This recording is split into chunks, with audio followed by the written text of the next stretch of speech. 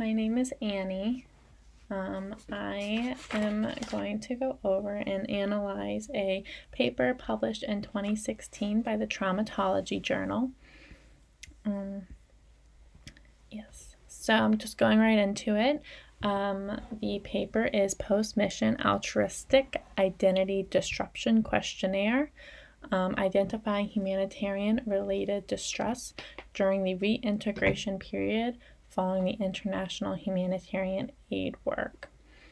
So when first reviewing this article, I first took notice at the title.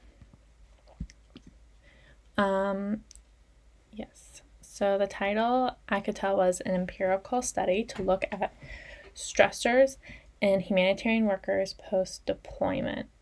So I had the group that they would be studying, the time period, and, identifying using a questionnaire led me to believe it was empirical. Then I looked at the publishing journal, Traumatology. I didn't really know anything about this journal. I don't think I've read anything from this journal, so I went to look into it a little bit more. And it is a quarterly peer-reviewed medical journal that covers research in the field of trauma. It was established in 1995, first being published by Sage Publications, and then in 2013 it switched over and is now published by the American Psychological Association. I do know this group. I think we all know this group. Very reputable group of psychologists and researchers, so a valid source of information. Then looked at the authors. Lynn McCormack, or Andrew Orenstein, and Stephen Joseph. The only information I could find on Andrew Orenstein was he was a graduate student at Newcastle at this time. However, McCormack and Joseph, their bios of what I've seen was an extensive amount of education in psychology. McCormack specifically had over 40 publications devoted to trauma and post-traumatic growth.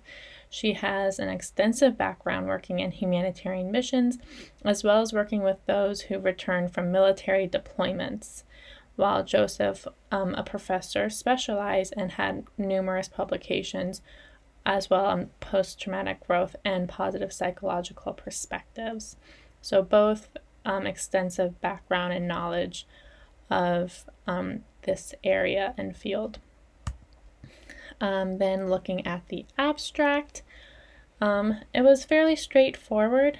It just really explained the purpose of using the post-AIDQ and why it would be compared to other already adopted tools to measure stressors.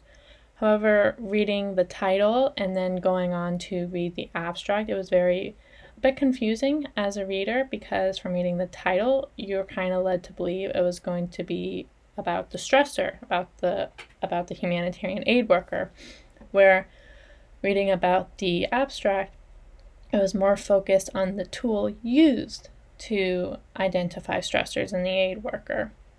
And then, so from being a little confused from that, I went on to read the introduction, which further clarified that the purpose was to measure the validity of the Post-Mission Altruistic Identity Disruption Questionnaire as a tool that was built by these researchers to focus on measuring humanitarian-related stressors, and that they would be comparing it to other already adopted tools that measure just stressors and post-deployment. So that could be military or so on.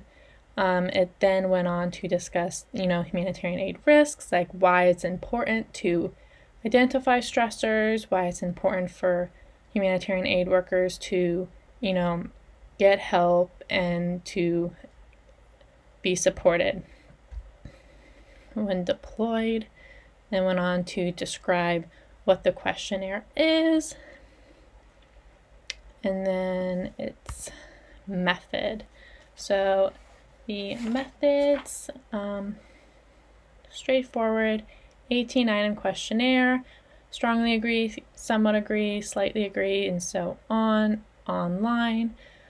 They would issue that to the participants, as well as the other three already adopted measures, and they went on to describe how these measures generally worked, so the reader would have some background on each tool being used on the participants. The participants, their length of stay had to be at least 3 months to qualify for this study. Cumulatively speaking, some of these participants had about 30 years of deployed experience. It did not state what, I don't think they were deployed 30 years total, but they didn't really go into detail about what that was. Then the location of the missions were all over the world. They were generally internationally, Middle East, Africa, South America, and Australia, of a wide variety of organizations, which I thought was important to note because each organization has its own culture. Another thing I noticed when it talked about the participants was that it did not mention when the last mission was for the participant, and I'll explain that a little more when I get to the discussion part of why that kind of mattered to me. The results,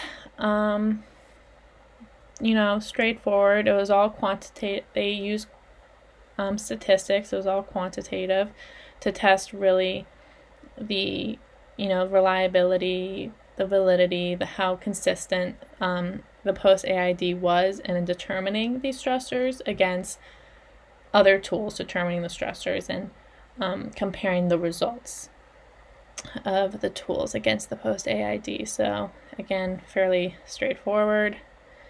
We had a little table here